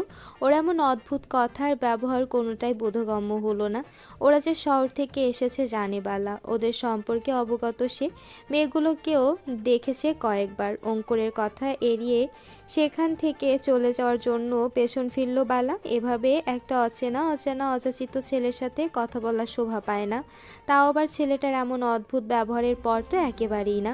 বালা অন্তরের দিকে বড় বড় ধাপে কয়েক পা এগোতেই পেছন থেকে উঁচু আওয়াজে ডাকলো অঙ্কুর, এই মেয়ে কোথায় যাচ্ছ? দাঁড়াতে বললাম না এখানে, কথা কানে যায় না? খানিক ক্ষিপ্ত শোনালো গলার স্বর। বালা চমকে পেছন ফিরল। অঙ্কুর বোধহয় কপাল গুটিয়ে তাকিয়ে আছে। বাবরি চুলে কপাল ঢাকা থাকায় গোটানো কপালের ভাঁজ বোঝার জন্যই বালাও সচকিত হয়ে শুকনো ঢোক গেল। আর কয়েক ধাপ এগোলে অন্দরের দরজা। এই 7 সকালে বাইরে কেউ নেই। যারা উঠেছে তারা ঘাটে গেছে হয়তো। এখানটা আপাতত ফাঁকা। ভীত সন্ত্রস্ত হলো বালা। এই অদ্ভুত ছেলেটার চাহনি তীক্ষ্ণ। সে তীক্ষ্ণ চোখে চেয়ে আদেশের সুরে বলল, এদিকে এসো। বালা ভীত কণ্ঠে শুধালো, কেন? অঙ্কুর চাহনি আরো বেশি কুঁচকে ফেললো। বিরক্ত হলো বোধহয়, শক্ত কণ্ঠে বলল, বেশি কথা বলি না আমি, আর না বেশি কথা বলা পছন্দ করি। ভয় নেই, এসো এদিকে। বালা এগোলো ছোট ছোট ধাপে। অনেকটা দূরত্ব বজায় রেখে সামনে গিয়ে থামলো। অঙ্কুর তপ্ত শ্বাস ফেলে 2 কদম এগিয়ে একটা গোল করে মোড়ানো কাগজ এগিয়ে দিল বালার দিকে। এগিয়ে দিতে দিতে প্রশ্ন করলো, আমাকে চেনো? বালা কাগজটার দিকে এক পলক চেয়ে মাথা ঝাঁকিয়ে হালকা কণ্ঠে বলল, শহর থেকে এসেছেন আপনারা, শুনেছি। নাম কি তোমার? সুরবালা। জমিদার কন্যা? না, জমিদার মামা হন আমার। বালার ভনিতাহীন সোজাসাপটা উত্তর দেখে অঙ্কুর শক্ত মুখশ্রী শীতল হলো। নত জানু বালার দিকে কয়েক পলক তাকিয়ে থেকে হাতের কাগজটা ইশারা করে বলল, ধরো এটা। বালা চোখ তুলল, এক পলক কাগজটার দিকে, অন্য পলক অঙ্কুরের দিকে। ওর প্রশ্ন সুযোগ চাহনি দেখে অঙ্কুর নিচ থেকেই বলল, নাও দেখো কি আছে। বালার কোমল চাহনি কাঁপছে, তবে অদ্ভুত ব্যাপার, ভয় লাগছে না, এতস্ত বোধ হচ্ছে একটু। সে সংশয় কাটালো, হাত বাড়িয়ে কাগজটা হাতে নিয়ে খুলল সেটা। মোটা শক্ত কাগজটার ভেতরের পৃষ্ঠে রঙিন আঁকিবুকি দেখে চোখ কপালে উঠল বালার। হা বনে বৃহৎ নয়নে চাইল সে। পর মুহূর্তে চোখ কুঁচকে চিত্রের দৃশ্য ধারণ করলো নিজের মস্তিষ্কে। ধারণ করা মাত্রই চোখ মুখে নরম শীতলতা ফুটল মেয়েটার। ঠোঁটজোড়া প্রশস্ত হলো আলতো, নজর সরছে না ওর। সে চেয়ে থেকে আকস্মিক অবিশ্বাস্য নিয়ে বলল, কি সুন্দর! এটা আমি? অঙ্কুরের গম্ভীর মুখে হাসির ঝিলিক দেখা গেল কিনা সন্দেহ। সে কপাল কুঁচকে বলল, সন্দেহ আছে? বালা এখনো চেয়ে আছে চিত্রের পানি, যেখানে তার অঙ্কিত চিত্র স্পষ্ট। বাগানের মাঝে কানে অলকানন্দা গুজে কোনো একদিকে তাকিয়ে আছে সে। হাতে ফুলের ডালা, চারিদিকে রঙিন ফুল ফুটে আছে গাছে গাছে। মেয়েটা সব কিছুর মাঝে স্থান পেয়েছে। একটু সন্দেহ জাগলো না এটাও নিজে কিনা, কারণ এটাও নিজেকে চিন্তা অসুবিধা হওয়ার কথা নয়। সামনের চিত্রে তার সরাসরি প্রতিবিম্ব ফুটে উঠেছে যে, না চেনার কথাও নয়। একেবারে নিখুঁতভাবে অঙ্কনে ফুটে উঠেছে সুরবালা। একটু কমতি নেই কোনোখানে, এমনকি থুতনির নিচের ছোট তিলটাও স্পষ্ট, যা দেখে অবাক হতেও বোধহয় ভুলে গেল মেয়েটা। ওর চাহনি এখনো আশ্চর্যের নাই, চক্ষু চড়ক গাছ। ওকে এভাবে তাকিয়ে থাকতে দেখে অঙ্কুর বলল, অনুমতি ব্যতীত চিত্র হিসেবে কাগজ বন্দি করেছি, শুধু ফ্রেম বন্দি করিনি। ইচ্ছে হলে করে নিও। বালা এবার চাইলো অঙ্কুরের গম্ভীর মুখশ্রীর পানে। চোখাচোখি হলো দুজনের। বালা সন্ধিয়ান হয়ে শুধালো, এটা আমার, আর আমি নিয়ে যাবো, এটা দেবে না আমায়? কেন, নেওয়ার ইচ্ছে নেই নাকি রাখতে চাইছো আমার কাছে? না না, আমি নেব, খুব সুন্দর হয়েছে, এটা রাখবো আমি আমার কাছে। আপনি কেছেন এটা? অঙ্কুর এবার বিরক্ত হতে চাইলো। এত কথা বলার অভ্যাস নেই তার, আর না শোনার অভ্যাস বা অভিব্যক্তি আছে। সে চোখ মুখ কুঁচকাল, তবে কণ্ঠস্বরে বিরক্তি আসলো না। স্বাভাবিকভাবেই বলল, হুম। বলেই আর এক মুহূর্ত দাঁড়ালো না। আর না চোখে চোখ মেলালো দ্বিতীয়বার। পেছন ফিরে অতিথিশালার দিকে এগোতে গেলে বালা বলে উঠল, ধন্যবাদ। অঙ্কুর থামলো, ঘাড় ঘুরিয়ে দেখলো শুধু, বলল না কিছু। সে কিছু বলার আগেই সংগ্রামের রাশভারী কণ্ঠের ডাক শোনা গেল। বালা, ভোরকে চমকে পেছন ফিরল বালা। বক্ষস্থল ধক করে উঠেছে তার। ঠিক পেছনে সংগ্রামকে নিরেট হয়ে স্বভাবসুলভ পেছনে হাত গুটিয়ে দাঁড়িয়ে থাকতে দেখে ভিমড়ি খেল বালা। কপাল গুটিয়ে রাখা সংগ্রামের চোখের চাহনি দৃঢ় তীক্ষ্ণ। এমন সময় এমন অবস্থায় সংগ্রামকে দেখে বিড়ম্বনায় পড়ল মেয়েটা। ঢোক গিলল শুকনো। সংগ্রাম ফের বলল, কি করছিস এখানে? থতমত খেলো বালা। ইতস্ত হয়ে চোখ চুরিয়ে কণ্ঠ খাদে নুয়ে বলল, বাগানে এসেছিলাম। সংগ্রাম বালার হাতের দিকে তাকিয়ে এগোলো। একেবারে সামনে এসে থামলো। অঙ্কুরও নড়চড় না করে একই ভঙ্গিতে দাঁড়িয়ে আছে। কোনো প্রকার হেলদোল দেখা যায়নি ওর মাঝে। সংগ্রাম এগিয়ে এসে অঙ্কুরকে দেখলো এক ঝলক, অতপর বালার দিকে চোখ ফিরিয়ে স্বাভাবিক কণ্ঠে প্রশ্ন করল। হাতে কি এটা? বালা চোরা চোখে একবার অঙ্কুরকে দেখলো, তারপর মুখে কিছু না বলে হাতের মোটা কাগজটা এগিয়ে দিল সংগ্রামের দিকে। সংগ্রাম অনিচ্ছা সত্ত্বেও দেখলো সেটা। ছবিটার দিকে কয়েক মুহূর্ত চেয়ে থেকে অঙ্কুরের উদ্দেশ্যে বলল, তুমি এঁকেছো এটা? হুম। ভনিতাহীন সোজাসাপটা উত্তর অঙ্কুরের। সংগ্রাম ছবিটা বালার হাতে দিল, গম্ভীর স্বরে আদেশ করল, ঘরে যা, দ্বিতীয়বার যেন অন্তরের বাইরে পা না পড়ে। বালা এক মুহূর্ত দাঁড়ালো না, চোখ নামিয়ে দ্রুত পা চালালো অন্দরের দিকে। অঙ্কুরের ভাবাবেগ এখনো অপরিবর্তনীয়। সে ঠায় দাঁড়িয়ে আছে, দৃষ্টি বালার হেঁটে যাওয়ার পানে। সংগ্রাম এবার চোখ ফেরালো অঙ্কুরের দিকে, অতপর ভারী গলায় শুধালো, বালাকে দেখলে কবে? অঙ্কুর তপ্ত স্বরে বলল, সেদিন সন্ধ্যায় একবার দেখেছিলাম বাগানে। মেয়েদের ছবি আঁকেন আমি। অঙ্কনকৃত দৃশ্যটা ফাঁকা ফাঁকা লাগছিল, তাই ওকে বসিয়েছি সেখানে। ভুল কিছু করলে ক্ষমা করবেন। একবার দেখাতে তো নিখুঁতভাবে এঁকে ফেললে। তোমার চোখের প্রশংসা করতে হয় দেখছি। প্রশংসনীয় কাজে প্রশংসা পাওয়াটা অস্বাভাবিক নয়। চোখ দেখেছে, এঁকেছে হাত। হাতের প্রশংসা অনেক শুনেছি, আজ না হয় চোখের দৃষ্টিরও শুনলাম। মেয়েদের ছবি আঁকো না বললে, তাহলে বালার ছবি আঁকলে যে? সবাইকে সব জায়গায় মানায় না, ওকে মানিয়েছে, চোখে ধরেছে, তাই এঁকেছি। ছবি আঁকাটা আমার স্পৃহা, আর আমি সেই ইচ্ছায় প্রাধান্য দিয়েছি। প্রত্যেকবার অঙ্কুরের শক্তপোক্ত সোজা উত্তরে বিস্মিত হচ্ছে সংগ্রাম। ছেলেটা বেশ ব্যক্তিত্ব সম্পন্ন, শারীরিক গঠন, আকৃতি, কথা বলার ধরন, আচার ব্যবহার সব কিছুতে স্পষ্টতা। সংগ্রাম নিজেও তাই। নিজের মতো অন্য একজনকে দেখে খারাপ লাগলো না, বরং উপভোগ্য লাগলো ব্যাপারটা। সংগ্রাম নিঃশব্দে হাসলো, রসিক স্বরে বলল, ভালো লাগলো তোমায়। তোমার সাথে বেশ ভালো জমবে। ভালো মানুষ তুমি, তবে একটু বেশি কাঠখোট্টা। আর কিছু বলার আগেই অঙ্কুর বলে উঠল, মিথ্যে বিনয় আর ভালো মানুষ দেখানোর চেয়ে ভালো মানুষ হওয়াটাকে বেশি গুরুত্ব দিই আমি, সেটাই শ্রেয় নয় কে? সংগ্রাম হাসলো, বলল, ব্যক্তিত্ববোধ পুরুষের ভূষণ। কঠোরতাও। শক্ত হও, তবে সব জায়গায় শক্ত থাকতে নেই। দুর্বল হতে হয় কিছু কিছু জায়গায়। কিছু জায়গায় দুর্বলতা তৈরি হয় আপনা আপনি। তোমারও হবে, তখন বুঝবে। এখন চলো, সূর্যের আলো ফোটার আগ পর্যন্ত হেঁটে আসি বাইরে থেকে। নাকি যাবে না? অঙ্কুরের ঠোঁটে নরম হাসি ফুটল, যেটা সবার চোখে ধরা পড়ে না হয়তো। ক্ষীণ লুকায়িত হাসি তার। সে স্বাভাবিক কণ্ঠে সায় দিল সংগ্রামকে। লম্বা চওড়া চেহারার গঠন, সব দিক থেকেই অঙ্কুর আর সংগ্রাম প্রায় এক। গায়ের রঙের দিক দিয়ে তফাৎ আছে একটু, এতে অঙ্কুর পিছিয়ে। ওর গায়ের রং শ্যামলা আর সংগ্রামের উজ্জ্বল ফর্সা। সেই যে বেরোলো সকালের খাবারের সময় একেবারে বাড়ি ফিরেছে সংগ্রাম, সাথে অঙ্কুরও। সংগ্রাম অন্তরে ঢুকেছে অঙ্কুর অতিথিশালায়। অতিথিশালার নিজের জন্য বরাদ্দকৃত ঘরে ঢুকতে কপালে ভাঁজ পড়ল অঙ্কুরের। দলের সবার ভিড় জমেছে ওর ঘরে। 6 মাথা একসাথে, সবাই গোল হয়ে কিছু একটা করছে। নিজেদের কাজে মগ্ন থাকায় অঙ্কুরের উপস্থিতি টের পায়নি কেউ। অঙ্কুর সবাইকে এভাবে দেখে ভারী উঁচু কণ্ঠে প্রশ্ন ছুড়ল। কি হচ্ছে এখানে? অমনি তড়াৎ গতিতে আটকে উঠল সবাই। ভূত দেখার মতো চমকে পেছন ফিরল একই সাথে। পেছনে অঙ্কুরকে দেখে শুকনো ঢোক গিলে একে অপরের দিকে তাকালো। একই সাথে কৃত্রিম হাসার চেষ্টা করলো প্রত্যেককে। ওদের চোর ধরা পড়ে যাওয়ার মতো ফিকে মুখগুলো দেখে অঙ্কুর আরও বেশি চোখ কুঁচকালো। কিছু একটা আন্দাজ হতে সন্দেহ দূর করার জন্য এগিয়ে গেল সে। 6 জনই পেছনে কিছু একটা আড়াল করে সারিবদ্ধভাবে দাঁড়িয়ে আছে। অঙ্কুর সবাইকে উপেক্ষা করে পেছনে খাটের দিকে তাকালো। খাটের উপর ওর অঙ্কিত সব ছবি বিছিয়ে রেখেছে এরা। সব ছবির মধ্যে বালার একটা ছবিও আছে। ওর দুটো ছবি এঁকেছিল সে, একটা দিয়েছে, অন্যটা নিজের কাছেই রেখেছে। এমনিতে ওর জিনিসে হাত দেয় না কেউ, ওই সব মোটেও পছন্দ করে না।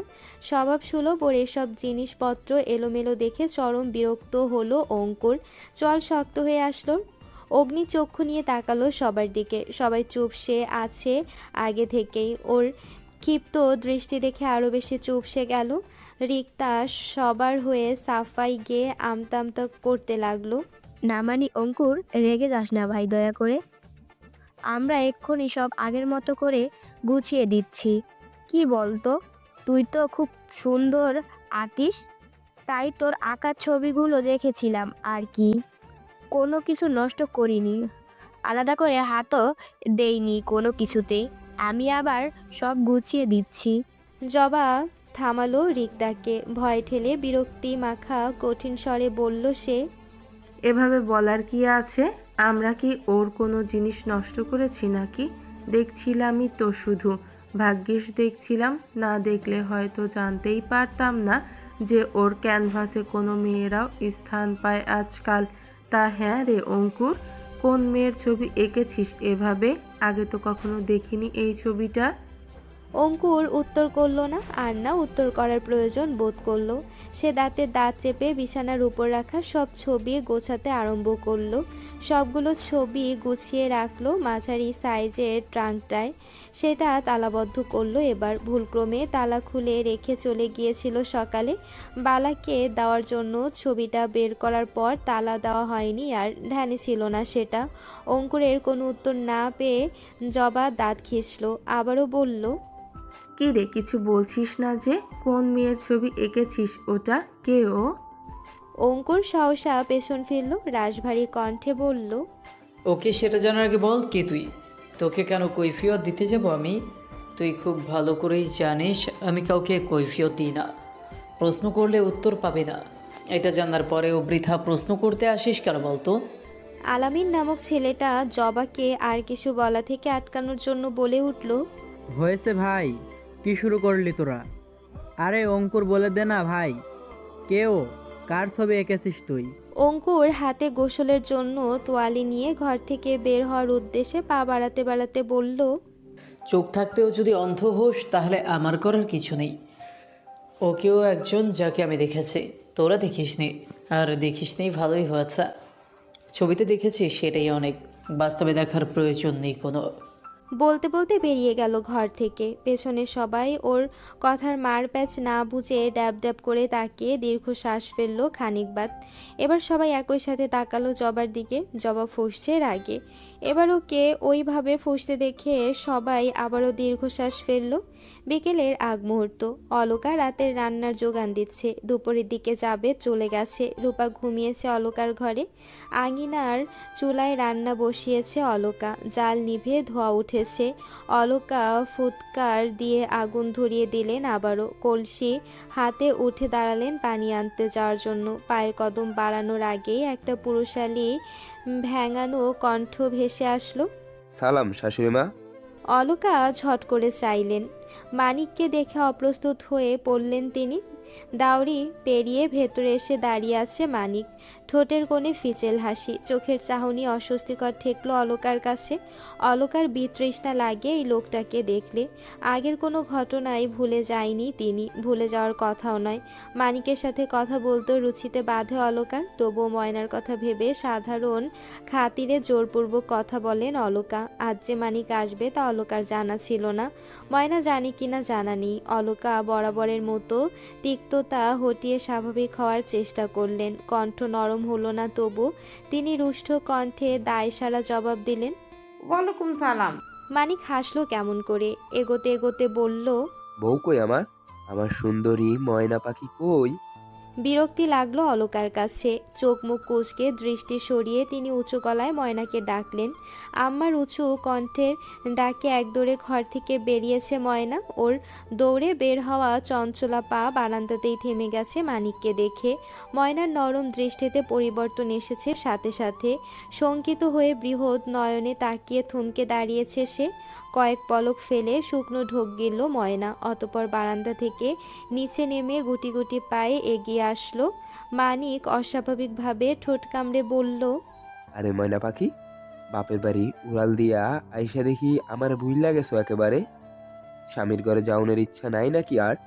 ময়না কণ্ঠ খাদে নামিয়ে বলল, আপনি এখানে? মানিক ফের গা দুলিয়ে অদ্ভুতভাবে হাসলো। বলল, কেন আমার আউনে খুশি হও নাই? আমি কিন্তু ছটফট করতে করতে আইছি। তুমি আমার ভুইলা দূরে আইসা ভালো থাকলেও আমি কিন্তু একটুও ভালো নাই। বিশ্বাস করো, এই কয়টা দিন অনেক কষ্টে কাটছে আমার। রাইতে এত আরো কষ্টকর তোমারে ছাড়া, তাই তো চলে আসলাম। অলকা মুখ বিকৃত করে স্থান ত্যাগ করলো। তার যাওয়ার পানে তাকিয়ে মানিক গলা উঁচিয়ে বলল, আরে আম্মা, জলদি খাউনের ব্যবস্থা করেন, খুব ক্ষুধা লাগছে আমার। এই কয়টা দিন ভালো মতো খাউন হয় নাই, আজ পেট ভইরা খামু। অলকা থামলেন না, শুনেও প্রতিক্রিয়া দেখালেন না। মানিক এবার ময়নার দিকে তাকালো। এতক্ষণে চোখ মুখ শক্ত হয়ে ঠোঁট টাটিয়ে দাঁত পিষল। ধীর কণ্ঠে হিসিয়ে বলল, কিরে, ভালোই আছোস দেখতেছি। শরীরের চর্বি বাড়ছে এই কয়দিনে। বাপ মায়ের আদর সোহাগ অনেক তো পাইছস। এবার চল, স্বামীর আদর সোহাগ পাওয়ার দিন আইছে এবার। শরীরের চর্বি কমাইতে হইব এবার। অনেক তো হইল, ব্যাগ গুছা গিয়া, দেরি যেন না হয়। কথাটা মাথায় ডুইকা ফেলা। শেষের কথাটা আঙ্গুল তুলে শক্ত গলায় বলল। ময়না কেঁপে উঠে পিছু হলো এক কদম। মাথা নোয়ানোর সে মৃদু কাপা গলায় বুলি ফুটালো, আব্বা বাড়িতে নাই, আমি যাবো না আপনার লগে। আবারও হেসে উঠল মানিক। কি কইলি? জবানে কথা ফুটছে, সাহস বাড়ছে। ডাক তোর বাপেরে, যা করার করতে ক। আজকাই তোরে লইয়া যাবো আমি। তোরে বিয়া করছি এমনি এমনি নাকি? বাপের বাড়ি বসাইয়া খাউনে লাগিয়া? খাইবিও আমার বাড়িত, খাটবিও আমার বাড়িত। তৈরি হ গিয়া। আর হ্যাঁ, শ্বশুর আব্বারে খবর পাঠা, হ্যাঁ আদরের মাইয়ার জামাই আইছে। জামাইয়ের খাতির করতে হইব না? তা খাতিরের ব্যবস্থা আগে থেইকা কইরা রাখুনের কথা তো করে নাই তোর বাপ?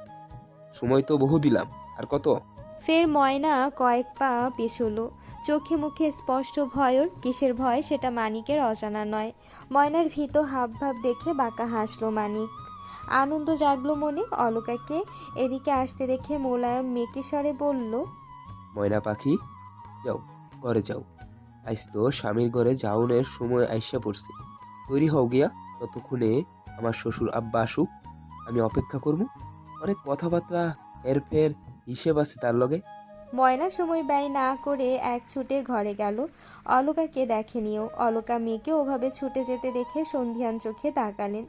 সন্ধ্যা গড়াচ্ছে। ময়না নিষ্ক্রিয়ের ন্যায় রূপার পাশে গুটিয়ে বসে আছে। তৈরি সে, গায়ে সাদা শাল জড়ানো, মাথায় মাঝ সিথি করে টান টান খোপা।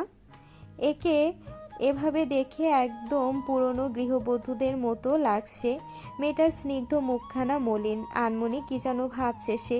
মোকলেস এসেছে খানিক আগে। জামাই শ্বশুর মিলে ঘরে দোল লাগিয়ে কথা বলছে, এদের একান্ত কথা। অলকা যায়নি সেদিকে। তিনি ঘরে ঢুকতেই মেয়েকে দেখতে পেলেন। ময়নার আনমনা ভাবগতিক দেখে তিনি নরম কণ্ঠে ডাকলেন, ময়না। তরিতে চাইল ময়না। চমকেছে বোধহয়। চাইতেই হাসলো নরম, বসা থেকে উঠল। অলকা এগোতেই ও নিজেও এগিয়ে আসলো। অলকা শাড়ির আঁচলে হাত মুছে কিছু বলার জন্য উদ্যত হতে ময়না আকস্মিক জড়িয়ে ধরল আম্মাকে। আকস্মিক কাণ্ডে থমকালো অলকা। পর মুহূর্তে মুচকি হেসে মায়ের মাথায় হাত রাখলো। মায়ের আশ্বাস জোগানো পরশ পেতে ময়না আরও শক্ত করে জড়ালো। গলার স্বর রুদ্ধ ওর। তবুও অলকা কিছু বলার আগে সে বলল, আয় যাইতাছি আম্মা, ভালো থাইকো। অলকা স্মিত হাসলেন, নরম কণ্ঠে বললেন, তুইও ভালো থাকিস মা, আবার আইবি কবে? ময়না ছাড়ল, মুখোমুখি দাঁড়ালো। গাল বেয়ে পানি গড়িয়েছে অনেক আগে। অলকা মেয়ের চোখের পানি দেখে উদ্বিগ্ন হলেন। মমতা বোধ বাড়ল তার। তিনি তৎক্ষণাৎ হাত বাড়িয়ে মেয়ের গালে রাখলেন। প্রশ্ন করলেন, কি হয়েছে মা, কান্তাছস কেন? ময়না ভেজা চোখে নরম হাসলো। ঘাড় ঘুরিয়ে পেছন ফিরে খাটে বসে থাকা রূপাকে দেখল। রূপা উদ্বিগ্ন নয়নে চেয়ে আছে। ময়না বলল, জানো আপা, মানুষ দাঁত থাকতে দাঁতের মর্ম বোঝে না। আমিও বুঝি নাই, ভাবিয়া কাজ করি নাই, করিয়া এখন ভাবি। কিন্তু এখন তো আর ভাইবা লাভ নাই। আমি মনে হয় অনেক ভুল করছি, তাই না আম্মা? তুমি আমার উপর এখনো রাইগা আছো? আর রাইগা থাইকো না, ক্ষমা কইরা দিও আমারে। আমি অনুতপ্ত, আমার প্রায়শ্চিত্ত আমি কইরা নিমো। তোমরা খালি আমারে ক্ষমা কইরা দিও। আমি এখন আর আসমো না আম্মা, আর কবে আসমো জানি না। এবার যদি আসি তাইলে আমারে আগের মতো কইরা একটু ভালোবাসো আম্মা। এবারের ভালোবাসায় কম আছিল কিন্তু। কি কইতেছস এগুলা? তোর উপর আমার কোনো রাগ নাই মা, আমি তো সবাইরে সমানভাবে ভালোবাসি। ময়না হাসলো, গাল দিয়ে পানি গড়ালো সাথে সাথে। বাইরে বেরিয়ে মোকলেসকে দেখলো সে। দেউরির কাছে মোকলেস মানিক দুজনেই দাঁড়িয়ে আছে। ময়না হাতের ব্যাগটা নিয়ে এগোলো, পেছন পেছন অলকাও। আব্বার সামনে থামলো ময়না, চোখ তুলে করুণ চোখে চেয়ে থাকলো কিছুক্ষণ। মোকলেস ঘন পল্লব ঝাপটে মেয়ের মাথায় হাত রাখলো, জড়ানো গলায় বলল, যা, আমি যামু 2 দিন পর তোরে দেখতে, ততদিন পর্যন্ত খেয়াল রাখিস নিজের। পরদিন সকাল। জমিদার বাড়ির বাইরে মানুষের ভিড় জমেছে। প্রধান ফটকের সামনে হট্টগোল, মানুষের সমাগম তৈরি হয়েছে। পুরুষালী একাধিক কণ্ঠ ভেসে আসছে একই সাথে। বাইরের হইচই শোনা যাচ্ছে অন্ধদের ভেতর থেকেও। বাইরের এত চেঁচামেচি হট্টগোল শুনে সংগ্রাম বেরিয়েছে বাইরে। সাথে জুনায়েদ, লতিফ, জোয়ারদার দুজনেই আছেন। অতিথিশালা থেকেও বেরিয়েছে সবাই। বাইরের হইচই আর সংগ্রামকে এভাবে বেরোতে দেখে শ্যামাও বিচলিত হয়ে বারান্দায় গিয়ে দাঁড়ালো আড়াল হয়ে, যাতে নিচ থেকে দেখা না যায় ওকে। ওপর থেকে ফটকের বাইরে আবছা আবছা দেখা যাচ্ছে অনেকের সম্মিলিত উপস্থিত লক্ষণীয় বাড়ির বাহিরে।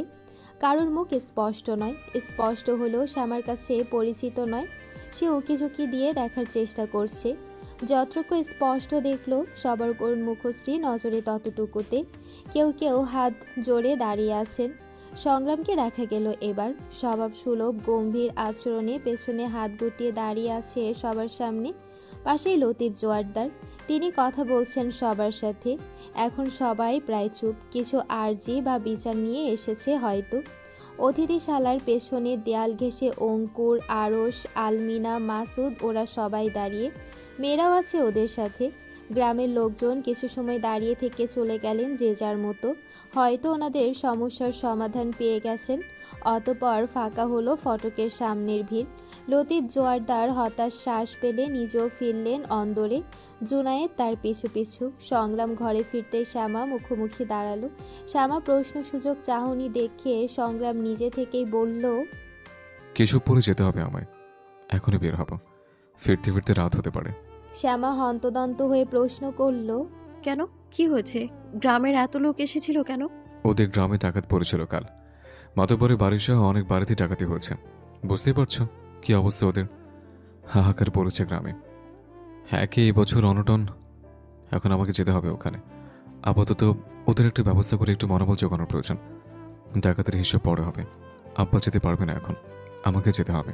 শ্যামা শূন্য অনুভূতিতে দাঁড়িয়ে আছে কিংকর্তব্য বিমূঢ়। সংগ্রাম আলমারি থেকে নতুন একটা শাল বের করলো, গায়ে জড়ালো সেটা। আলমারি থেকে আরও কিছু একটা বের করে পাঞ্জাবির পকেটে রাখলো সেটা। শ্যামা সেদিকটাই খেয়াল করেনি। সংগ্রাম আয়নার সামনে দাঁড়িয়ে মাথার চুলগুলো গুছিয়ে নিল, গোঁফ পাকিয়ে শ্যামার সম্মুখে দাঁড়ালো, নরম কণ্ঠে বলল, আমি আসছি, সাবধানে থেকো আপাতত। শ্যামা হাসল জোরপূর্বক। সংগ্রাম পা বাড়াতে গিয়ে আবারও পেছন ফিরল। তীক্ষ্ণ সূক্ষ্ম দৃষ্টিতে তাকিয়ে বুকে হাত গুটিয়ে প্রশ্ন করল, তুমি আমার কি হও? শ্যামা থতমত খেলো হঠাৎ এমন প্রশ্নে। খানিক অপ্রস্তুত হয়ে ধীর কণ্ঠে বলল, বেগম। আর আমি তোমার? শ্যামা এবার দ্বিগুণ অপ্রস্তুত হয়ে পড়ল, ইতস্থ কণ্ঠে বলল, ছোট জমিদার সাহেব, না মানে স্বামী। শ্যামার এহেন অবস্থা দেখে ঠোঁট চেপে হাসি সংবরণ করল সংগ্রাম। ভ্রু গুটিয়ে গম্ভীরতা টেনে ফের প্রশ্ন করল, তোমার দায়িত্ব কি? কি? সংগ্রাম এলো না। শ্যামাকে শক্ত করে জড়িয়ে অধর ছোয়ালো কপালে, মিহিস্বরে বলল, মানলাম তুমি মেয়ে মানুষ, নিজে থেকে কিছুই করবে না, তাই বলে আমি করলে যে বারণ করবে না সেটাও জানি। বেগম আমার, আমি যে ভুলে গেছিলাম, এটা কিন্তু মনে করে দেওয়া আপনার দায়িত্ব ছিল। আপনার দায়িত্ববোধে আপনি এখনও কাছে। আরেকটু পাকাতে হবে আমায়, সমস্যা নেই। আমার এই দায়িত্ব আমি যথাযথই পালন করব, ভরসা করতে পারেন। কথা শেষ করে ঠোঁট কামড়ে ফিচেল হাসল সে। শ্যামা লাজুকতায় সংগ্রামকে দুহাতে ঠেলে দূরে সরালো, চোখ সরিয়ে কণ্ঠ খাদে নামিয়ে বলল, হয়েছে, এবার যান। সংগ্রাম কথা বাড়ালো না, খেয়াল রেখো নিজে, আমি আসছি বলেই বেরিয়ে গেল। শ্যামা দরজা পর্যন্ত এগিয়ে দেখে বারান্দায় গিয়ে দাঁড়ালো। ওখান থেকে সংগ্রামকে একেবারে ফটক পেরিয়ে বাইরে যাওয়া পর্যন্ত একদৃষ্টে দেখে নিল। আজ সকালের খাবারের পর জবা, তাহুরা আর রিক্তা অন্দরে ঢুকেছে এই প্রথম। ঢুকতে দেওয়া হয়েছে ওদের। বাইরে থেকে দেখতে দেখতে ভেতরটা আন্দাজ করে হাঁপিয়ে উঠেছিল ওরা। পুরুষ প্রবেশ নিষিদ্ধ, মহিলা তো নয়, ওদের বাধা দেওয়া হয়নি, তাই তবু অনুমতি নিতে হয়েছে। অনুমতি দিয়েছে সংগ্রাম নিজেই। ওরা ভেতরে প্রবেশ করেই হতভাগ। সজ্জল জমিদার বাড়ির ভেতরটা আধুনিকতায় পূর্ণ, সজ্জিত নানান নামি দামি গৃহ উপকরণে। ছাদ বিশাল উঁচু শিখরে, ঝাড়বাতি ঝুলছে মাঝ বরাবর। লম্বা সিঁড়ি বেয়ে দোতলা, চারিদিকে সাদা দেয়াল, সাদা মার্বেল পাথরের মেঝে, উজ্জ্বল আলো, সব মিলিয়ে চোখ ধাঁধিয়ে যাচ্ছে। ওরা সবে অন্দরের বসার ঘরে। সেখান থেকে চোখ ঘুরিয়ে আশ্চর্য হয়ে দেখছে আশপাশ। দেয়াল জুড়ে কত শত পুরনো ঐতিহ্য ছবি। ঠিক সামনের দেয়ালে জমিদারি প্রত্যেক প্রজন্মের এক একটা ছবি। লতিফ জোয়ারদারের ছবিটা চিনতে অসুবিধা হলো না কারোর। সবশেষে সংগ্রামের ছবি, সেটাও ব্যক্তিত্বপূর্ণ সুঠাম গড়নে। তহুরা মুখ প্রশস্ত করে বিড়বিড় করল, আগামীর জমিদার সাহেব। ওর বিড়বিড়ানো না শুনলেও সবাই এবার একটা মহিলা কণ্ঠ শুনল, তোমরা এখানে? চকিতে তরা চাইলো সবাই। চমকেছে বোধহয়। পেছনে সালেহা দাঁড়িয়ে, সংগ্রামের ন্যায় গম্ভীর তার ভাবভঙ্গি। ছেলের মুখের অবয়বের সাথে মিল আছে অনেকটা। রিক্তা কোমল কণ্ঠে বলল, ভিতরটা একটু দেখতে এসেছিলাম। ছোট জমিদার নিজেই অনুমতি দিয়েছেন আমাদের ভিতরে আসার জন্য। সালেহা শীতল হয়ে বসলেন পাশের চেয়ারে। আর কিছু না বলে উচ্চস্বরে বালাকে ডাকতে লাগলেন। উপর থেকে বালার সাড়া পেয়ে সবার উদ্দেশ্যে বললেন, বালা আসছে, ও তোমাদের ঘুরিয়ে দেখাবে পুরো বাড়ি। বালাকে এটা কেউই বুঝলো না। একে অপরের দিকে চাওয়াচাই করলো সবাই। ঝনঝনিয়ে নুপুরে রিনিঝিনি শব্দ কানে আসতে সবাই ঘুরে তাকালো পেছনে। সিঁড়ি বেয়ে নামতে দেখলো একটা মেয়েকে। ভালো করে দেখতে গেলে চোখ কপালে উঠলো ওদের। ফের তড়িতে একে অপরের দিকে চাওয়াচাই করলো ওরা। এই মেয়ে তো সেই ছবির মেয়ে, যাকে কাল অঙ্কুরের তৈরি ক্যানভাসে সুনিপুণভাবে ভেসে থাকতে দেখেছে ওরা। এই মেয়েটাকেই তাহলে এঁকেছে অঙ্কুর? সত্যি? ওদের আহাম্মকের ন্যায় তাকিয়ে থাকার মাঝে বালা ওদের পাশ কাটিয়ে সালেহার সামনে দাঁড়িয়েছে। সালেহা বালার দিকে তাকাতেই বালা নিচু স্বরে জিজ্ঞেস করলো, ডেকেছিলে মামি? সালেহা মাথা দোলালো, হাত ইশারা করে রিক্তা, জবা আর তহুরাকে দেখিয়ে শান্ত স্বরে বলল, ওদের পুরো বাড়িটা ঘুরিয়ে দেখা, আর ওরা তো অতিথি, ভালো মতো ঘুরিয়ে দেখাস, ছাদে নিয়ে যাস পারলে। বালা এক পলক পেছনে তাকালো, সবার দৃষ্টি ওর নিজের দিকে দেখে মুচকি হাসলো, ফের সালেহার দিকে ফিরে গলা নামিয়ে সায় দিল। ঠিক আছে মামি। এবার আসলো রিক্তাদের সামনে, একগাল হেসে বলল, চলুন আপনারা। বলেই পা বাড়াতে গেলে জবার রুক্ষ কণ্ঠ ভেসে আসলো। সে সোজাসুজি দুটো প্রশ্ন করলো, তুমি কে বলো তো? অঙ্কুর কেন এঁকেছিল তোমার ছবি? তব দেখিয়ে দাঁড়িয়ে গেল বালা। আচমকা এমন প্রশ্ন অপ্রস্তুত হয়ে পড়ল সে। সবাই নিজেও হুট করে এই প্রশ্নটা করেছে। সালেহা তরিতে চেয়েছেন এমন কথায়, তবে মানে বুঝতে পারিনি, আন্দাজও করতে পারিনি কিছু। জবার অস্বাভাবিক কুচকানো রুষ্ট চাহনি দেখে আর প্রশ্ন শুনে সালেহার ভাবগতিক পর্যবেক্ষণের জন্য বালা আর চোখে এক পলক তাকালো সালেহার দিকে। সালেহা কপাল কুঁচকে চেয়ে আছেন। বালা চোখ ফিরিয়ে মিনমিন করলো, মানে? ফের জবার রুক্ষ কণ্ঠ, খানিক ক্ষিপ্ত বটে। মানে জিজ্ঞেস করছো অঙ্কুরকে চেনো না? দেখছো নিশ্চয়। ও তোমাকে দেখলো কিভাবে? আর তোমার ছবি আঁকলো কেন ও? কে তুমি?